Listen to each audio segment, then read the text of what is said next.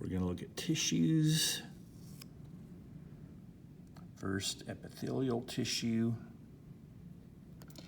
Epithelial tissue is divided into different groups based on their shape. Some of them are flat. Some of them are about as tall as they are wide. It's called cuboidal. They may not be cubes, but main thing is they're just about as tall as they are wide. And if they're tall, they're columnar. Another way to identify them is how many layers they have. If there's one layer, they're simple. So this would be simple cuboidal epithelial tissue. If there are many layers, they're stratified. So this would be stratified cuboidal epithelial tissue. There's one called pseudostratified where it looks like there are many layers, but if you look at the basement membranes of each cell is attached to the basement membrane. Even though it looks like they're stratified, they're not. And if we look at sections, different pages in this book, we have simple squamous epithelial tissue, a single layer of flat cells. If you look at the edges of certain structures, you'll see a single layer of flat cells. Simple cuboidal epithelial tissue. And you notice this page talks about the location, function, one location and one function of each tissue.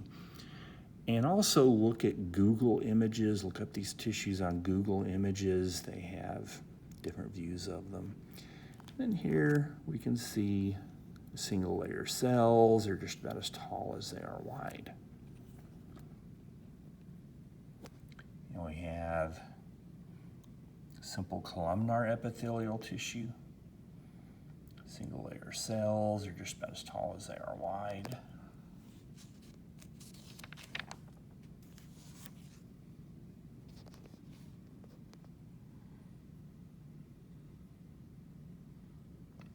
This is ciliated, pseudostratified columnar epithelial tissue. One place it occurs is in the trachea, the larynx. It looks like there are many layers of cells, but there really aren't. And they have some cilia on them.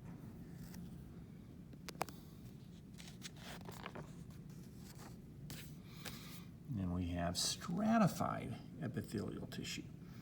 And this one is stratified squamous epithelial tissue. There are many layers of cells. And even though the deeper layers look kind of cuboidal, they're named the shape after the more superficial layer cells. So the outermost layers of cells look flat, so it's stratified squamous epithelial tissue. And in the skin, they're keratinized. The cells are full of a protein called keratin. This is in the epidermis of the skin. And the outermost layer cells are flat. And looking at the skin model, this is the epidermis of the skin. It has stratified squamous epithelial tissue.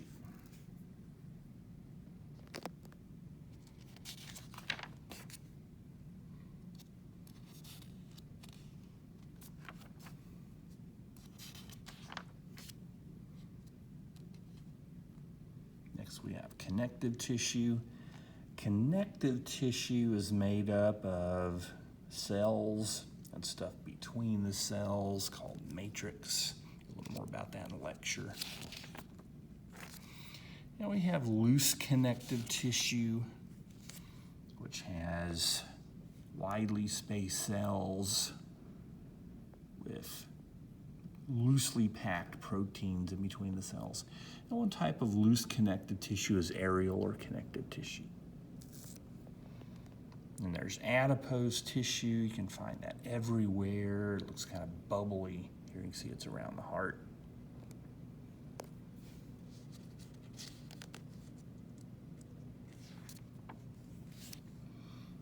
There's dense regular connective tissue. It's in tendons and ligaments.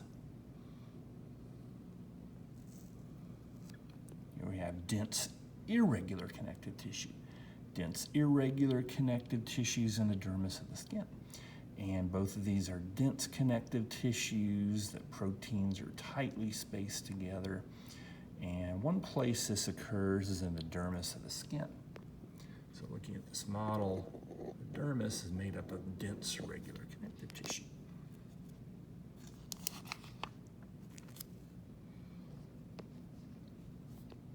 Hyaline cartilage.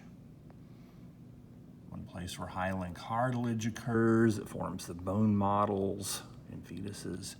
And it's also part of the trachea and larynx. And you see a lot of non-cellular material. And then you got spaces called lacunae that have cells in them. In this case, they're called chondrocytes.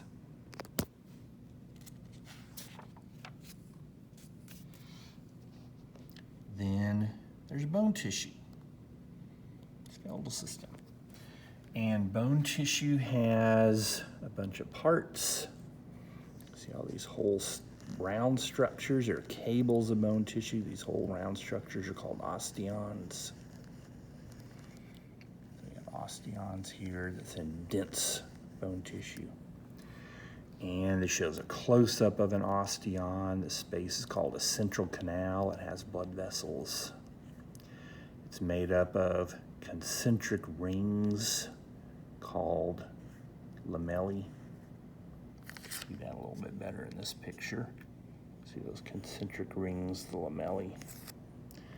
These little spots contain bone cells or osteocytes. They're in spaces called lacunae. And connecting the bone cells to the central canal, you have these little canals called canaliculi. Another connective tissue is blood. When you look at a blood slide, almost everything you see are red blood cells. Those are erythrocytes. White blood cells have a nucleus.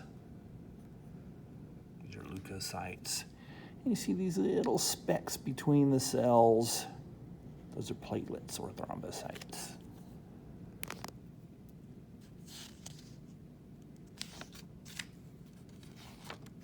We also have muscle tissue. The only muscle tissue we're responsible for now is skeletal muscle tissue. The cells are long and cylindrical. They have little stripes called striations.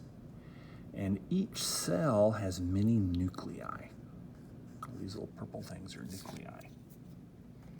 When we get into muscle tissue later in the semester, you'll learn the other two types of muscles. And then here's nervous tissue. This cell's an axon. This cell is a neuron. And coming from the neuron, you have a projection called an axon. Delivers electrical impulses away from the main cell part, the cell body. Surrounding the neuron are glial cells, or neuroglia, and they help support the neuron in different ways.